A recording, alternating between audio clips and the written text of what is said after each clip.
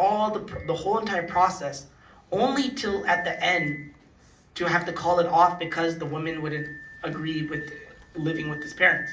Now that's fine, if she didn't want to, but what I'm trying to say is that this is one of the prerequisites that he had. And that's why we should have these 3 to 5 things that we're like, okay, these are absolute necessary that I need in a spouse. And if they don't have these things, then I'm not even going to go forward with it. Because at the end of the day, there's a lot of heartbreak and heartaches. And we want to protect our heart because it's going to affect any potential future spouse that we look into, right? So that's just one example of a friend that went through something like that, right? So having these 3 to 5 things, and not more than that, because after a while you're going to be too picky, and the reality is that we cannot be too picky, right? Or else you'll never find anybody in life. So now after these 4 things, or after these 3 to 5 things, right, and you've figured out what are you looking for in a spouse, now what? The next question is, well, how do I even find a spouse, right?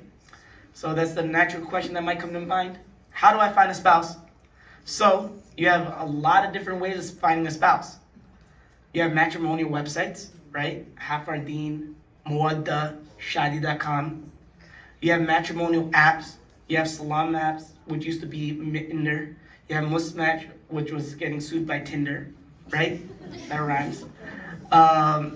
You have Rishta Aunties, right? For those people that know what the Rishta Aunties are, these older women in the community where you give their bio data to, and then they have multiple, and then they try hooking up each other based on the bio data, and you put your whole family history, your history, what you've done in college, what your chachas and mamus and aunties and uncles and everybody did, and so forth, right? So you have all these different ways of potentially finding a spouse. But what I always say, and for most of you here, what I think is very applicable is the last way, or one of the last ways, and that's finding a spouse in college. And you might say, well, what do you mean by that? Well, look, think about this. You're in college, there's a lot of Muslims there, and there's a lot of potential people that you could possibly marry. Now, the thing is, you're looking for somebody who has the same ideals as you, some morals as you, the same ambition as you. Where is a better place to find somebody than in college? Now, with that being said, there's a fine line that we cannot cross, right? You cannot date a person. You gotta make sure you're not flirtatious with that person. But at the end of the day, we all know, through mutual friends and so forth, who might be interested, who might not be interested.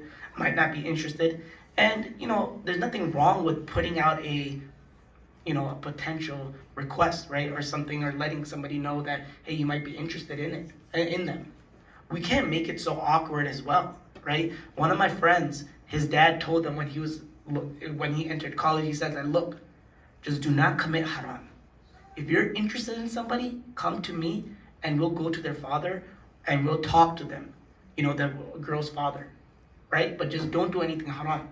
And that's the thing, is that, you're here in college and you might be interested in somebody. I mean, let your imam sahib know, let your parents know, let somebody, an elder know, and then approach that person and ask them like, hey, are you interested or not? If you're not, all right, you shoot your shot, right? And it didn't work out. And then you just separate, go your own separate ways at the end of the day, right? But college is one of the best places to look for a spouse, because think about it, afterwards you graduate, you go into the workforce, you're working with a lot of non-Muslims. Now with all these non-Muslims, you might not even find a person that you could potentially even see yourself, you might not find a Muslim that you could potentially see yourself with, right? And then it becomes very difficult. And a lot of people are very hesitant to go through these other avenues, matrimonial websites, matrimonial apps, rishdantis. But I always tell people is that use all the avenues in front of you. I admit to people that I got married through Shadi.com, right? You might be like, what? But yeah, I mean, it worked for me, alhamdulillah. And I know a lot of people that get married, and that was before Hafardeen and Muwadda, right? Because I got married like 13 plus years ago, or almost 13 years ago. But the thing is that that works. These things actually work. I know people that get married through these matrimonial apps. I know people that even get married through rishtantis. I mean, think about how our parents probably got married, right? A lot of our parents got married. They got married through these rishtantis. And so never just, there's no shame as long as you do everything halal in a rightful manner, in a righteous manner, right? So finding a potential spouse in any of these ways, but make sure the one thing that we don't do is anything haram or anything wrong. So now that you might have found a potential spouse, right? You might have found them through any of these ways. Now what? How much should you communicate with the person? That's the next thing, right? Because you want to make sure you protect yourself at the end of the day, like I mentioned already. And I know what I'm about to say is very arbitrary, and people might be like, well, that's too little. But I'll go through my reasoning. So I always tell people is that before you even communicate, right, we already talked about the prerequisites, and now, the person met all your prerequisites, right? Let's just say that they met all those prerequisites, those 3 to 5 things. So now, how many times should I talk with them? I always tell people, no more than 5 meetings. And you'd be like, well, 5 meetings, that's too little. But think about it. I mean, after 5 meetings, what else do you have to really talk about? I mean, in these 5 meetings, you should be talking about what is it that you're looking for? What is it that you want in a spouse? What is it how you want to live your life? What are your expectations? Your family, friends, all of these things. After those 5 meetings, I mean, most of the conversations now turn into, hey, how's your day? Or what are you doing tomorrow? Or what's going on this weekend? Now that's crossing the line, right? Now we're getting into that flirtatious communication. Or usually what happens is that after this, it becomes more of a dating kind of scenario where people are just getting emotionally attached to one another.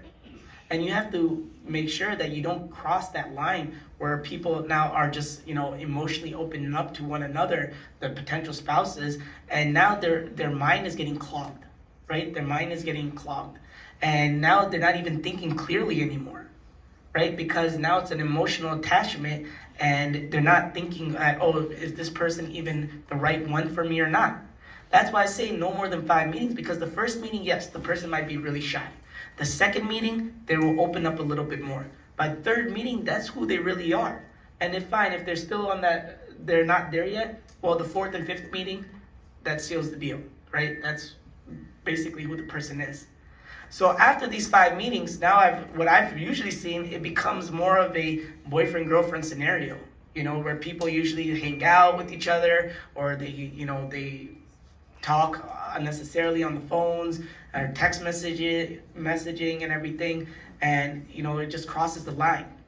So that's why we have to have some kind of number in our heads that after this we're not going to communicate with them, because either 2 things are going to happen, right?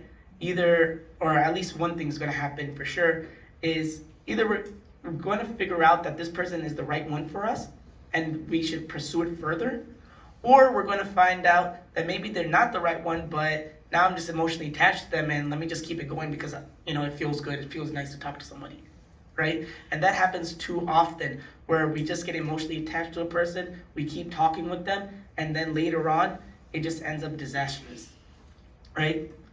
So that's why I always say, how much communication? No more than 5 meetings, at least, right?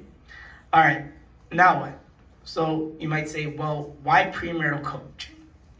Well, why do I need that? I've already talked with them. I've already spoken with them. I already know everything. So why do I even need premarital coaching at all, right? Because we've already asked each other all of these questions. Well, the reason why we need premarital coaching is because we have a very high divorce rate.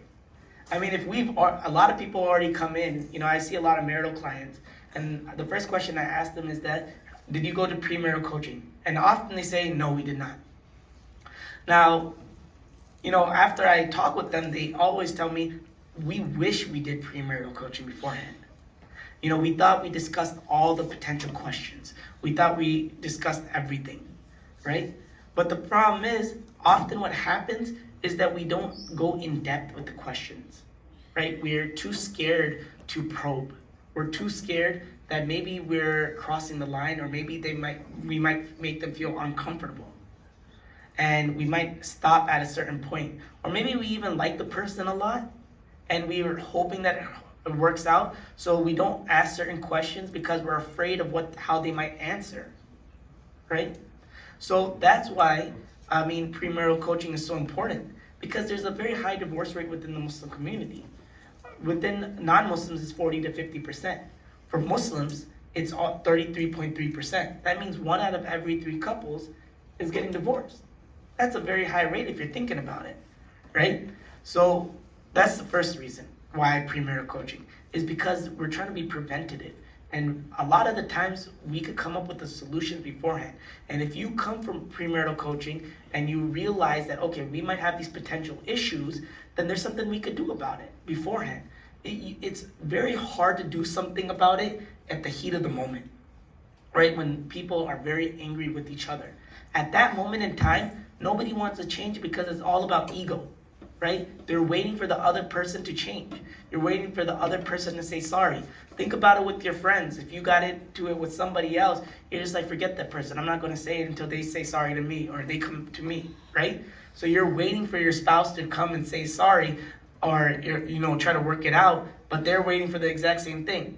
But now if we talk about your potential issues beforehand, and we think about, okay, these are possible solutions, then when that problem arises, now you have a plan in place, and you have something that works and that can work, and you could de-escalate the situation. And this is what we call conflict resolution, right? And repair attempts. And we could get more into that, inshallah, but that's why, one of the reasons why premarital coaching is so important. The other reason is, well, it sets up the couple for success, and that goes into like what I've been already talking about, is that, we want to make sure that the couple is set up for success. How many people can honestly tell you that they sat down with their parents or somebody, an elder beforehand, and talked about sorry, why don't we go in the back? Yeah. All right. He's getting a little antsy, a little tired. We had a long drive, alhamdulillah. But so the thing is that, we're setting up a person for success, right? And a lot of the times what happens is that, like what I was mentioning, is that nobody sits down. Usually sits down with us. Nobody sat down with me and told me, hey, Farhan, when you're getting married, look out for X, Y, Z. Hey, or told my wife, you know what, this is what you should do as a wife, right? And helping the person and learning from other people's mistakes. So in this process of premarital coaching, we're teaching the game, right? We're letting the people know the do's and the don'ts, what to look out for. We're understanding the couple, right? And that's a very important aspect, because yes, you could read as many books as you want, but that's not tailor-made for the specific couple. And that's what we're trying to do here, is understand their personality and if they're compatible, and setting them up for success, inshallah. The other thing is, like I mentioned, is compatibility and differences. In premarital coaching, we're going to talk about the differences and, what is it that, what are the potential differences? Often think about it, if whoever been through the process, you don't really talk about your negative qualities, right? You don't say, I have these bad qualities, or we have this many differences. Everybody wants to always highlight the positive aspects of themselves, or the best things about themselves, right? But over here, we're trying to figure out what are those differences, because those are going to come out after the first night, right? After the honeymoon period is over. Guess what? Reality is going to set in, and you're going to see a lot of differences between you and that person that you married.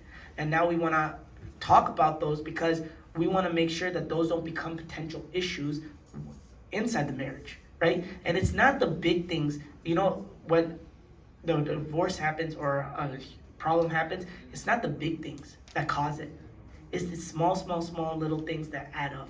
And then finally the person cannot take it anymore, and then they explode, right? And I could tell you an example of a couple who, one was very clean, one was very not so clean, right? And that would be their fighting. They would fight all the time over something, to us, what might be very small. But for other people, this might be a big deal. because cleanliness, as Nabi Sallallahu Alaihi Wasallam said, is half our deen as well, right? So for some people, they cannot function. If they come into a dirty home, their mind just does not work, and they cannot calm down until everything is clean. My dad, he would wake us up on Saturdays, and he would make sure that we cleaned up the house because he loved the clean house. And that's a quality I got from him, and that's something I do with my children as well, right? If I walk inside a house, more than food, like my wife when I got married would always, and this goes into love languages, she would always cook all this lavish food, mashallah, right? And that's great. I really appreciated it. But I told her that, more than food is just cleanliness, right? That's my love language, right? And that's very important to me. So these small little things add up, where you put the clothes, did you do the laundry, just vacuuming, little things, right? And that's what we're trying to figure out is compatibility and differences. So now you say, well, okay, we already know all this, right? We've already talked to somebody. We know how to set ourselves up for success. We know if we're compatible. We know what our differences are. So why else do we need premarital coaching? Well, I say that because it helps in your firmness and your decision, right? Marriage is one of the most important things you'll ever do in your life, right? It is probably the most important thing you'll probably do in your life is get married, right? And it affects a lot of your decisions in life as well. And it's going to affect your iman, like I talked about. And it's going to affect your spirituality and so forth. So why not go through a premarital coaching session or program where now afterwards, we spend thousands of dollars on our wedding. But, this is not even that expensive comparatively, right? And divorce even costs a lot more. So what you want to do is before you even get into a marriage, you want to make sure that this person is absolutely the right one for you. And like I mentioned, out of those 16 couples that actually went and got married, alhamdulillah, they even said that, yeah, you know what? The one thing that it really helped us with is with our firmness in our decision, and this is the right person for us. Because we all heard this thing, cold feet, right? People get cold feet at the altar, right?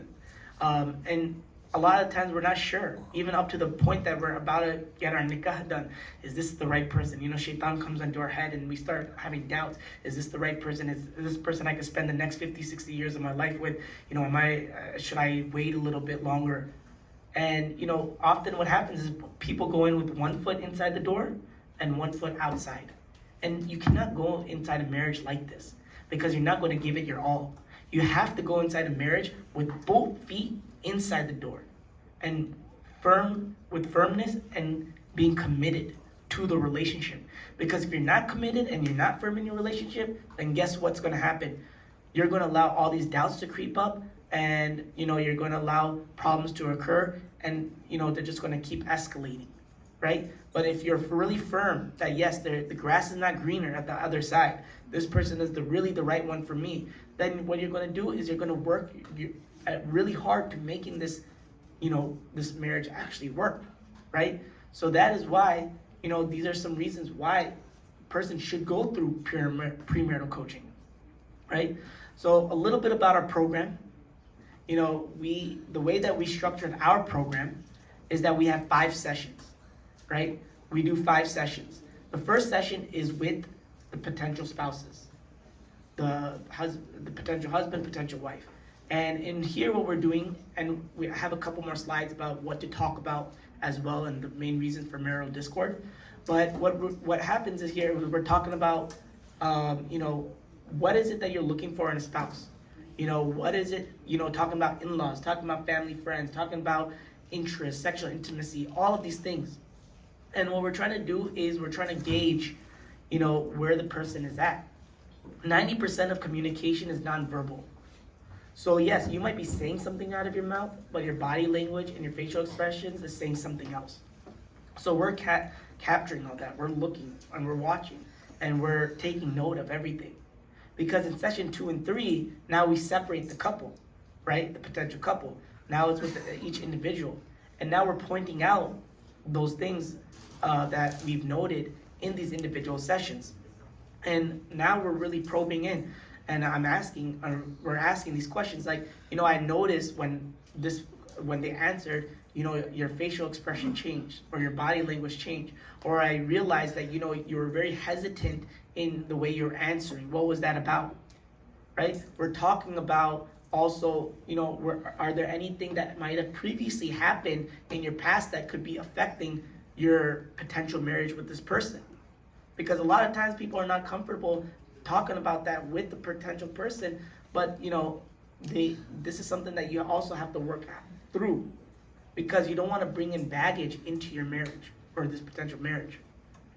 In session 4, now we're bringing the couple back together, and we're talking about the differences and potential issues that might arise.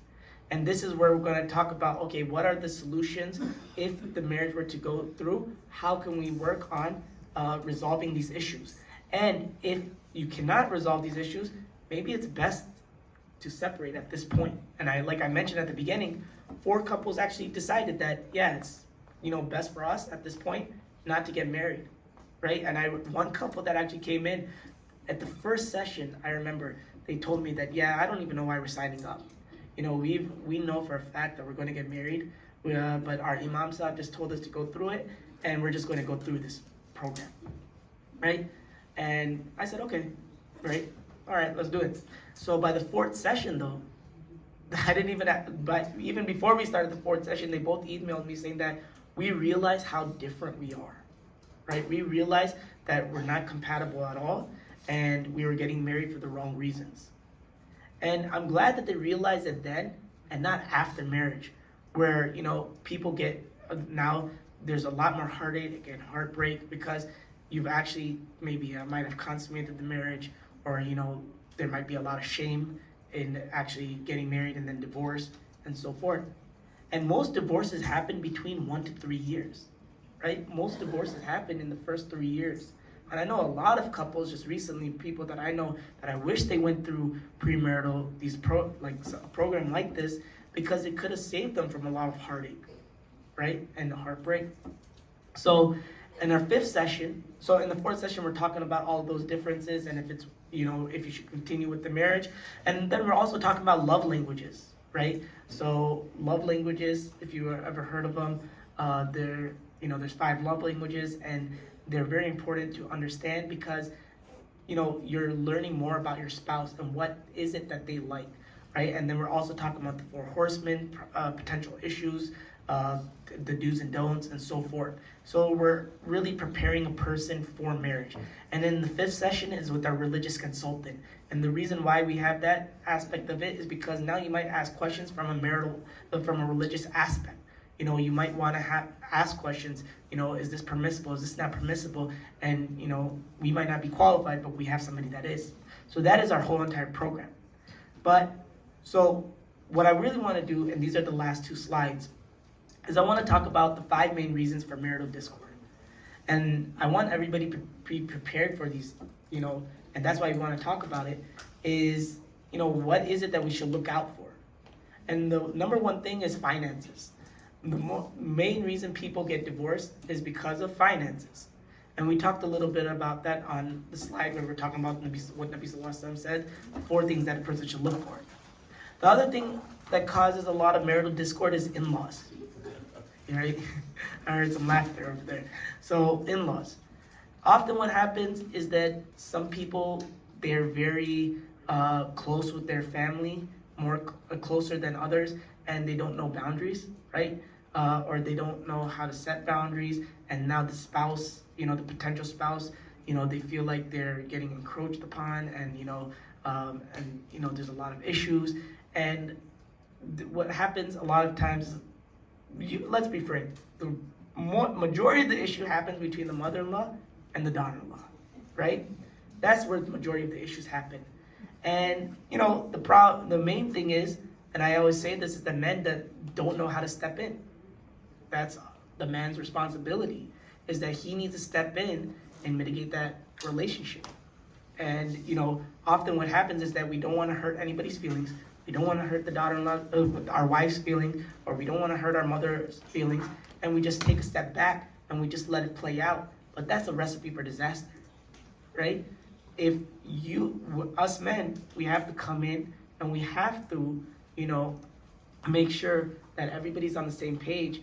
And, you know, if the wife is getting, let's be frank, is getting abused, then yes, we have to talk with their mothers and let them know that, listen, you know what, this is something that shouldn't be happening. And if the mother is getting abused and the daughter-in-law is being unreasonable, or the wife being unreasonable, then yes, we have a discussion with the wife, right? So you have to be fair in this. And this is where a lot of the marital discord and the problems happen, in like learning how to put boundaries and so forth. The other thing is family and friends. You know, why family and friends? Because we like to tell people a lot about our marital issues, right? And then they like to give their own 2 cents. And this causes a lot of problems because they're like, oh, how dare you? Or how would you let your husband do such a thing? Or why would you allow him to go out late at night? Or, you know, or a friend might say, you're going to let your wife do that or talk to you like that? Or, and she's not even putting in any effort in your marriage, right? So now people are getting inside your ear and you're thinking like, oh, you know what? Before it wasn't a problem, but now family and friends are making that an issue, right? Another reason is interests, right? You might not, and when I talk about interests, is we might like different things. I might like basketball, my wife might hate basketball. You know, she might like cooking, I might not care for cooking. And you need to make sure that, you know, you at least have some commonalities, right? Because this is the person that you're going to be living with for the rest of your life, and making sure that you have something to talk about, right? Often people come in, they're like, yeah, we don't know what to say, or even we don't communicate. That's pretty sad, because most couples can't even communicate for 15 minutes a day. 15 minutes a day. This is the person you're spending the rest of your life with, but yet, you know, we're always out and about because we're afraid to come back home, right? You might have watched a TV show. I mean, you shouldn't watch TV shows, but, you know, you might have seen it where the guy's sitting in the car and like, you know, like thinking, oh man, I gotta go back in. Or the wife is at like, oh, make an excuse to go out at every moment, because being together is very uncomfortable, right? So you wanna make sure that you have similar interests. And this is one of the main reasons for marital discord. And the last thing is sexual intimacy. And this is something we do not often talk about, and we should talk about it. Sexual intimacy is one of the main reasons why people even get married in the first place. And I understand why we don't talk about it because of the haya reasons, right? Modesty and everything. But I think we're doing a disservice by not talking about it. Because the reality is most of us, alhamdulillah, are preserving ourselves or preserved ourselves for marriage. And now, you know, when you're getting married and you're not getting your sexual needs met, guess what's going to happen? You're going to be very frustrated. You're going to get very angry. You're going to feel like, you know what? Why did I even get married in the first place? And thoughts are going to come in your head. You know, people might commit zina. People might have an emotional relationship with somebody else. You know, they talk about the work husband, work wife, right? Why does that happen? Because your needs are not being met at home. So then what you're doing is you're searching for somebody that's going to meet those needs, right? So sexual intimacy is very important as well to talk about. And that's something that should be discussed inside the premarital process. I mean, obviously with modesty, right? And with hikmah, but that's something that you should see that, okay, you know, I have a high libido. What about you? I mean, you know, medically and so forth. Because if people are different wavelengths, then guess what? It's going to cause problems in the marriage, right? So sexual intimacy is one of the main reasons for marital discord as well. So now, what questions to ask? What do we ask in looking for a spouse? Now I'm gonna ask you something, and I want people to participate. All right? So what are you expecting in a husband? I want one person from this side to answer. Can somebody raise their hand? That's not married. Yes. What are you looking for in a husband? Someone who just accepts you for who you are, doesn't want to change you, because fundamentally, no one's going to change. They can't want you to be someone you're not when you marry them, because you're not going to be that. Okay. All right. That's a good answer. One more person. What are you looking for? What are you expecting? I'm a role model for our future children. Okay, role model for future children. All right, now I'm gonna turn over here. What are you expecting in a spouse? What are you looking for in a female? Yes. Someone who motivates me and pushes me towards my goals. Okay. All right. Yes. Someone who loves me for me, not who they want me to be. Okay. So, what I call these answers I call these cute answers, right? These are very cute answers, romantic answers. Oh, I want somebody who's going to love me for me. I want somebody who's going to be a role model for my family, right? Romeo, Juliet, I don't know. I'm just joking. But these are very cute answers, right? But when I'm talking about expectations, see, this is something that you might have asked a potential spouse. What are you looking for? Oh, I want somebody that accepts me for me. Oh, yeah, I'll accept you for you. Okay, good, move on. But the reality is, I mean, what are you really looking for in a spouse? I mean, we all have expectations upon one another. You know, when you're like, my dad has expectations of my mom. My mom has expectations of my father. For instance, now, do you want a working woman? Do you want a husband that's going to take care of the children? Do you want a husband that's going to help in the household? Or are you the one that knows that, okay, I want a more traditional lifestyle? I'm trying to get into the nitty gritty of what are you expecting from your spouse, right? And that's where a lot of the issues happen, is because we don't get into these details. We don't talk about what are we actually expecting from our spouses. Some spouses, they expect 50-50, right? Now, yes, Islamically, there's one way, but fifth is the bare minimum, right, of what a person should do. So if a person does want 50-50, if it works for them, okay, alhamdulillah, whatever, they're okay with that, you know? But what is it that you're looking for in a spouse? Do you want a working wife, or do you want, like, I have a friend who's the stay-at-home dad because his wife actually wants to work, right? So that's what works for them. I mean, whatever works for the couple, but what are you expecting? And that's why I asked this question, because most people, they don't delve into it deeply enough, and they don't probe, and they just take these cute answers and they run with it, right? But I mean, it really doesn't tell me anything, right? So that's one thing. That's a question to ask. Another thing is finances. When it comes to finances, you know, you should always ask, like, one question I ask is that, okay, nowadays, majority women, a lot of women do work, or they're going to college to get a degree and so forth. So now you might have both people that are working. You know, what kind of lifestyle do you want to live? Do you want to live a bougie lifestyle? Do you want to live a more moderate lifestyle, humble lifestyle? You know, what are you looking for in life? You know, are you looking to drive a really nice car? I mean, if you're looking to send your kids to private school, you're looking to live a nice lifestyle, guess what? It might not happen on one income. We have to be realistic as well, right? Or if both people are working, well then, okay, what about bank accounts? Are you having one bank account, two bank accounts? How's the money being split up? You know, is it the traditional life way that the husband takes care of everything and their money is going to be also used in the groceries and everything, but the woman's money is going to be separate? You know, these are questions that we should talk about beforehand, so that there's no potential issues that could arise later on, right? Another thing is third-party involvement. How involved do you want other people to be in your relationship? One question that I always ask people is that, okay, if an issue arises, a problem arises where you cannot solve it, who do you go to? Most people say, I go to my mom. I go to my dad. I go to, you know, a family member. Personally, I think those are all wrong answers. The reason being is because family is subjective and not objective. The family is going to take the side of the person who they love the most, right? They're going to be biased. And if their child is wrong, most parents, they cannot admit to that. And they'll take their child's side even if they're wrong. And I've known too many cases that this has happened, where the child has been wrong, one spouse has been wrong, but the parents have made it worse because they're like, nope, they're right, right? And now what happens is that there just becomes a bigger fight, and eventually it leads into divorce, right? So what I always say is that you have the third party involvement should be a person that's not biased, impartial. It should be like a person that both people mutually agree upon, an imam or a therapist or coach, somebody like us, where, you know, you're coming, you both know, or even your imam. Why not use their imam? You have a great imam here, right? Where and so they're impartial, they're not biased, they're going to listen to both sides, they're going to give their solution, and now you're going to implement it, right? And that's how it should be. I mean, if you cannot come up to a solution, right? So that's what we mean by third party involvement. Okay, what about in-laws? How involved do you want your in-laws to be? You know, should there be some boundaries?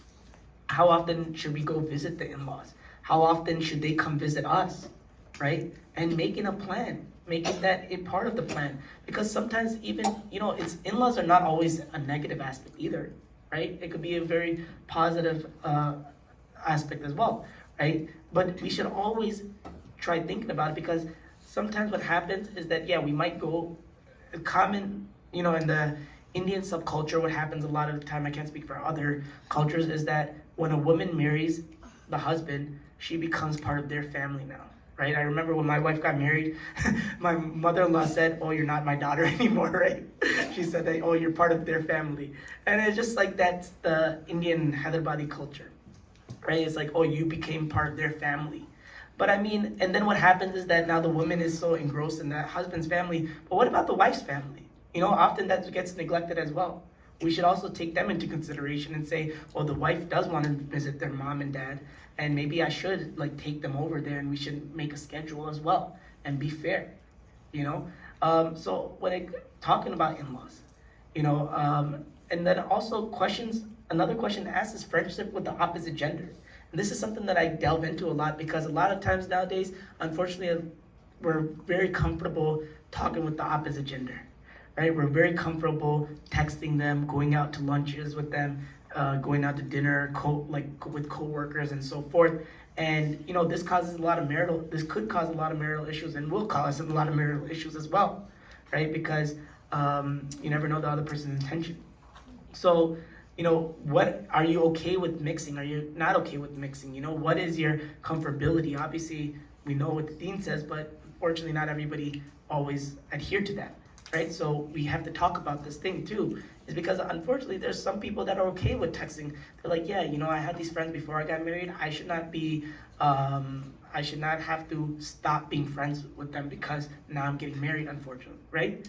Or fortunately, but like, it's unfortunate that they won't stop talking to them, right? So the thing is, we have to talk about that. What level to what level? And then the last thing is, not one of the last things is intimacy, and I'm gonna talk about this, so you should step out for a little bit, right? So go outside. So that's my son. I just told him to leave. No, go. No, you're not going outside. You're just stepping outside, like in the shoe area, right? Is that intimacy is a big part of marriage, like I already mentioned, right? And this, unfortunately, what happens a lot of the times is that there's not a lack of intimacy in the marriage. If you even think about it, what is the right amount of intimacy that should happen in marriage? And because this is a pre-marriage, I'm going to talk about it. So if anybody gets upset, apologize beforehand, but this is part of my job, right? Is minimum, they say, at least 2 to 3 times a week, right? Is a healthy amount of intimacy in a relationship. And if you even think about it, that's kind of still low, because that's only 8 times a month, right?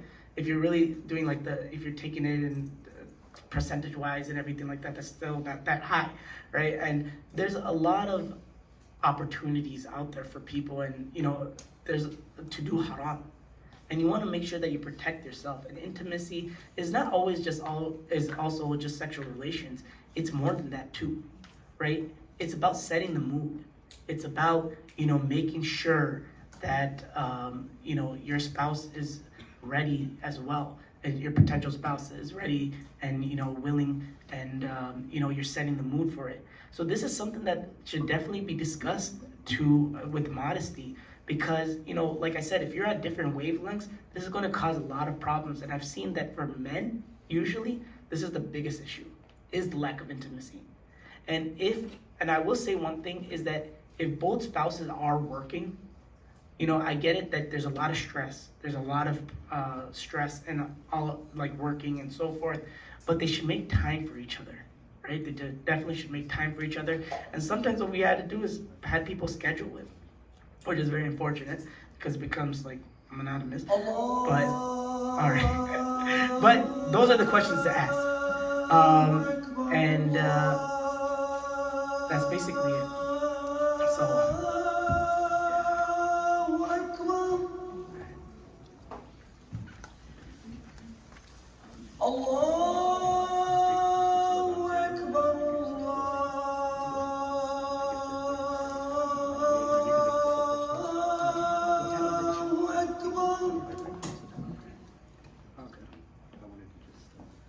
أشهد أن لا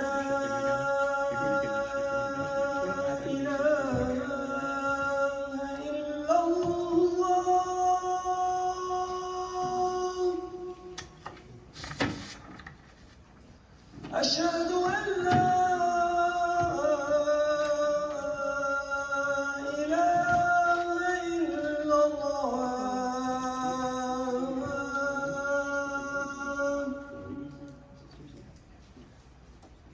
أشهد أن Just sign up for محمدا marriage. رسول Just put it in your email. الله أشهد أن محمدا رسول الله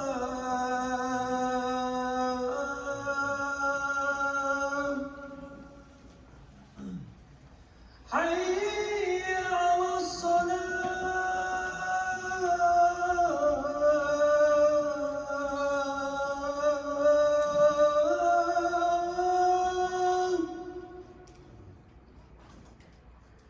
حي على الصلاة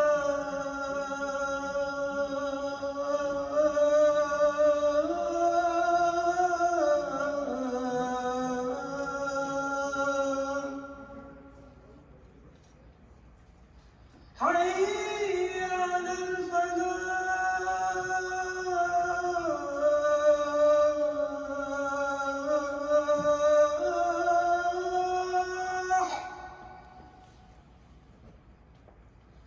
حي على الفلاح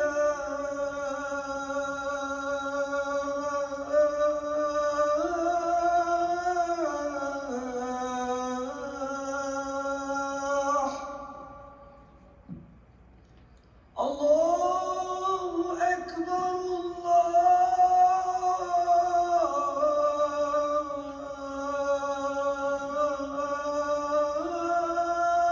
الله أكبر لا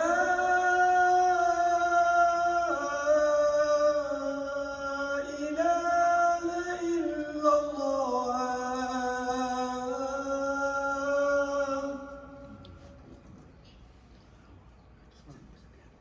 Well, that was the end of the presentation, but there's a couple, I want to do a Q&A, but I don't know how much time we'll have. But one thing I do want to mention is that, for any parents that are out there and even younger people, we need to make nikah very accessible and easy, right? And, when we make something that's halal, like impermissible or difficult, then guess what's going to happen? Haram is going to be very easy for everybody, right? So as parents, if you're our parents, inshallah, all of you will be parents, make it very easy for your own children. And don't, I know a lot of times we think about finances, right? And, it's very difficult. How am I going to take care of a spouse and so forth? But we should think outside of the box as well, right? We don't necessarily have to always live with the person immediately too, right? There's ways to even get married. Maybe you're staying at, one person staying at their parents' house, the other person staying at their person's house. And it's like, it's still a halal relationship, right? That's one method. The other method could be that, maybe your parents are financially stable, that they could have you both move in, right? You got to think outside of the box and, how do we protect ourselves? Because often what's happening is that people are waiting too long and they're getting into these impermissible relationships and, they're having relationships outside of marriage.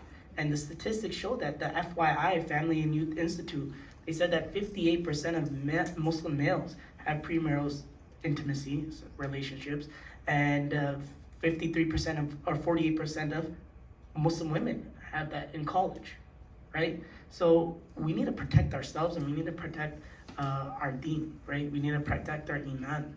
And the more that we get into these illicit relationships, what's going to happen is it's going to affect who our actual marriage is, right? Because what's going to happen is that it might not work out with that person, and then the next time that you look into somebody, you're either going to be so emotionally hurt that you might not be able or willing to even open up, or you might even just keep comparing them, right? Comparing that person with the last person, right? And it's going to affect your mind and it's going to clog your judgment.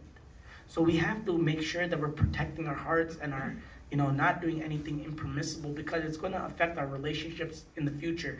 And I know too many times people get married and then they come into our sessions and they're thinking about a previous person that they dated, their quote unquote first love, right? So we have to be very careful of this as well. Jazakallah khair, Farhan, for mashallah, the brilliant presentation, eye-opening presentation for all of us. Unfortunately, there's no time for questions. It's already 10 past 10. Salah is at 10:15, of course. To add on just to one point that Farhan mentioned, I know not everyone is in the position that parents can support them or whatnot. People have to sometimes wait, but the advice of the Prophet ﷺ for those who have to wait is to try to fast as frequently as they can, because fasting is a deterrent and a means of staying away from the nafs and the desires. So for those who are trying and looking, but it's difficult for whatever reason, number one, make dua to Allah, make sabr, give charity, but fast also, and inshallah it will kind of ease your desires as well. That's important. Second thing, please follow Ihsan Coaching on Facebook, follow them on Instagram. MashaAllah, on Instagram, they're always releasing very, very nice, little posts and sayings about various things. So follow them on Instagram, give them a follow on Facebook. Another thing I wanted to mention, as I mentioned in the beginning, alhamdulillah, we are developing a partnership between IFGSTL and Ihsan Coaching. We're going to have a special link for anyone who needs any type of coaching, whether it's premarital coaching, postmarital coaching, grief coaching, a lot of different types, and we're going to post it on a detailed post, inshallah, send it to the community. There's going to be a special link for the community to click on. You can choose your time, you can choose how much time you need or how many sessions you need. You can choose a male or female coach. There's a special rate that is there for IFG STL, and again, for those who cannot afford the fee, then you can approach our social services. Brother Adil is here, and our social services will assist you and will help you to cover the fees and the costs, inshallah. It's very, very important in developing this relationship. Alhamdulillah, I think it's going to be a step in the right direction for many people in the community who will get help that they need to approach professional coaches and professional therapists and counselors, inshallah. So, Brother Farhan, Jazakallah khair. Sorry we couldn't take any questions because I know we started a bit late. Yeah, so after Salah, Farhan is going to stick around for a bit. He's going to be in the lobby. If anyone does have any questions, if they personally want to approach him, please do so, feel free, and he will be there, inshallah, to answer questions. Jazakallah khair, everyone, for coming. Assalamu alaikum wa rahmatullahi wa barakatuh.